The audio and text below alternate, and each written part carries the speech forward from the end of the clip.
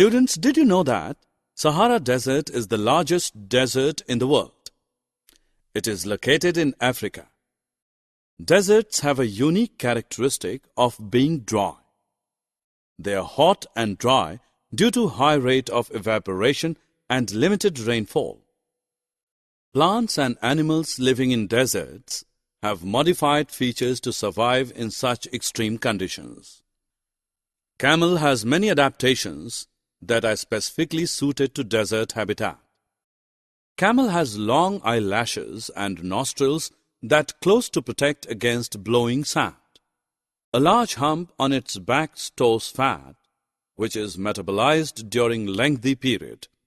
They can drink up to 46 liters of water in one time and can live without water for a week.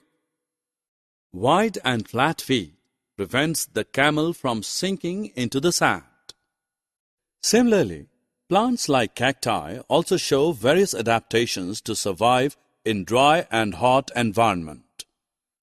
The leaves of cacti are modified into spines, which reduce water loss due to transpiration.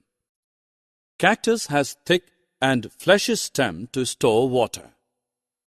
Roots of the desert plants deeply penetrate in the soil to absorb water.